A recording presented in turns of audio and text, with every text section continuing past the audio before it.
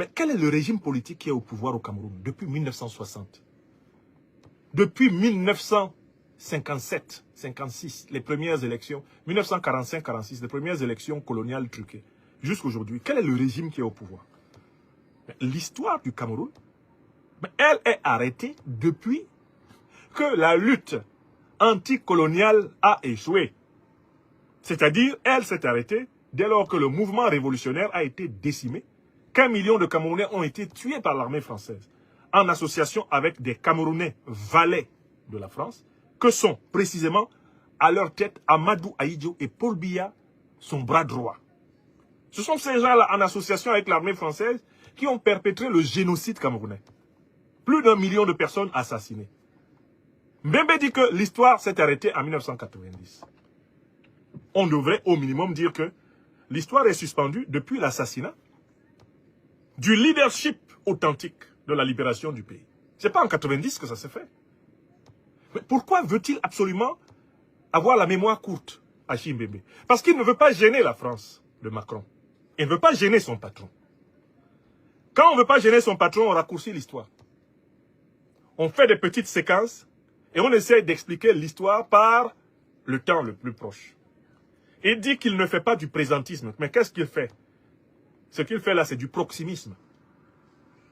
Il découpe l'histoire du Cameroun. Il prend la période de 90 à maintenant. Il dit que c'est là que l'histoire s'est arrêtée. Parce que s'il faut parler de l'histoire du Cameroun avant, il est obligé d'accuser De Gaulle et Foucault.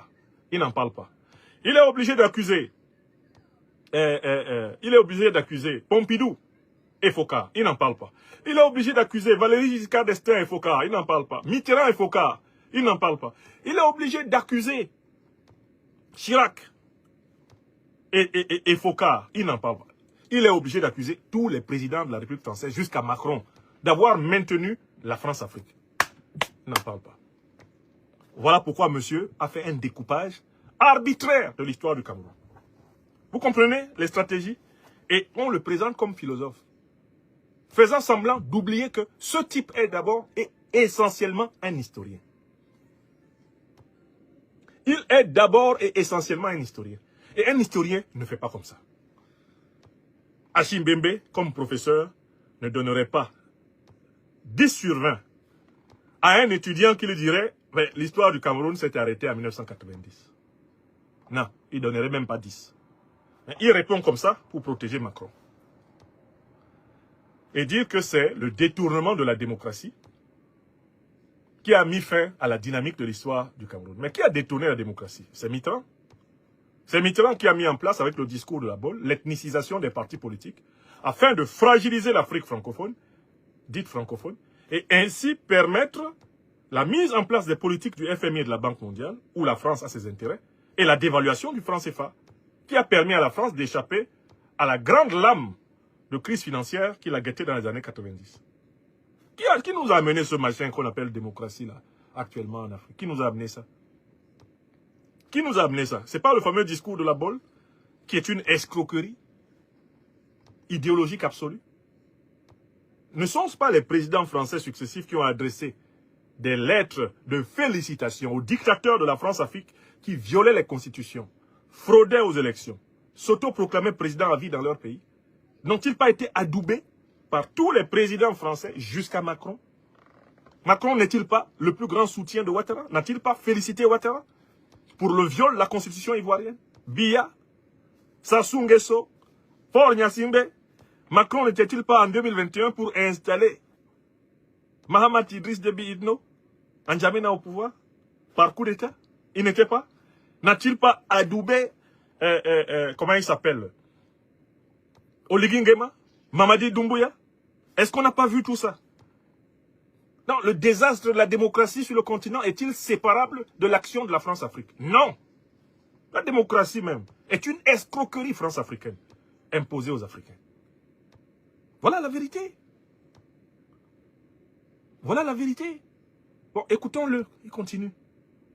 3 années au pouvoir de M. Paul Biya. Je crois que ce bilan est calamiteux parce que le gaspillage et la dissipation caractérisent ce demi-siècle de pouvoir personnel à la tête du pays. Les fils... Vous voyez l'analyse du pouvoir de Paul Biya? Je suis d'accord. que le système de Paul Biya est un système de dissipation et de destruction. Mais qui a imposé Biya à la tête du Cameroun? Comment un historien, tout un historien ne peut pas dire Paul Biya, introduit dans l'administration politique camerounaise par le docteur Louis-Paul Ojoula, colon français du Cameroun, aux côtés d'Ahidjo depuis 1961. Paul Biya a été imposé à la tête de la République du Cameroun en novembre 1982 par François Mitterrand, qui se vengeait d'Amadou Ahidjo parce qu'Ahidjo l'avait humilié en 1971 lorsqu'il voulait venir défendre le nationaliste camerounais Ernest Ouandié, qui a fini exécuté le 15 janvier 1971 à Bafoussam. Mitterrand a été refoulé et méprisé par Ahidjo. Quand Mitterrand a été élu président de la République française, l'un des premiers présidents africains à qui il a ordonné de dégager du palais, c'est Amadou Ahidjo. Et c'est lui, Mitterrand, qui a dit, c'est Biya qui te remplace. C'est pour ça que Biya a dit qu'il était le meilleur élève de la France, en 1987, devant les caméras de la télévision camerounaise.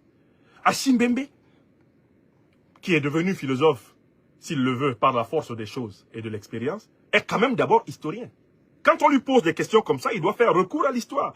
Mais il ne fait pas recours à l'histoire, il fait de la théorie pure, aérienne, il fait de la conceptualisation abstraite de la politique camerounaise, parce qu'il ne faut pas gêner Bois-Bouvier, et derrière tout cela, il ne faut pas gêner Macron. Parce qu'en réalité, dans le bilan de la Biya-kleptocratie, il y a le bilan de Macron. Et l'une des faiblesses de l'opposition camerounaise, en dehors de des panafricanistes révolutionnaires, comme nous autres, et mes camarades des lions et lions indomptables de la libération panafricaine du Cameroun, l'une des faiblesses de l'opposition camerounaise, c'est que c'est une opposition qui n'a pas suffisamment critiqué les liens intimes, incestueux, entre le régime despotique d'Ahidjo et de Biya au Cameroun et le néocolonialisme français.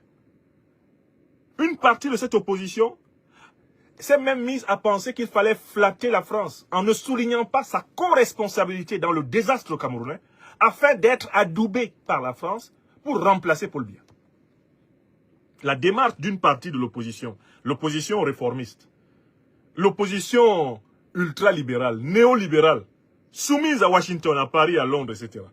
Sa stratégie était de faire profil bas, de ne pas mettre Paris devant ses responsabilités dans le malheur du peuple camerounais, afin que Paris veuille bien simplement accepter un jeu de chaises musicales pour remplacer le vieux tyran de Vomeka par un nouveau tyran néolibéral enrobé de démocratie, de démocratisme à la manière de Bazoum ou de Ouattara.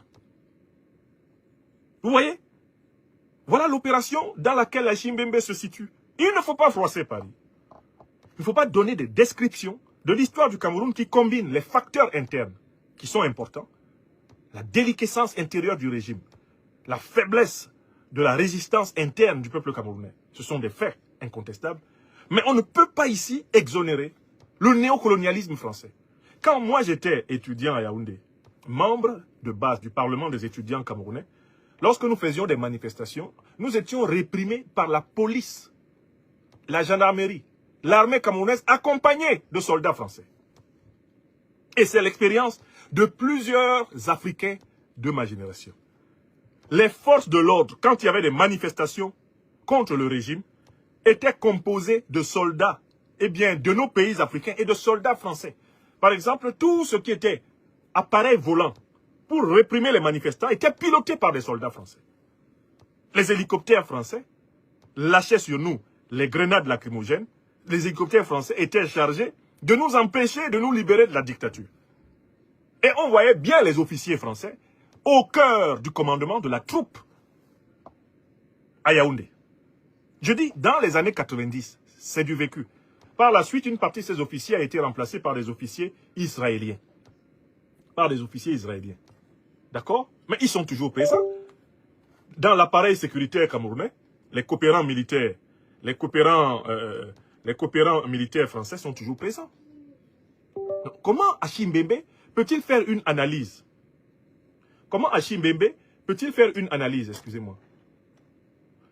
Bembe peut-il faire une analyse de la dictature camerounaise sans la positionner à l'intérieur de la France-Afrique? Si ce n'est parce que Hachim Bembe espère que la France-Afrique le positionne.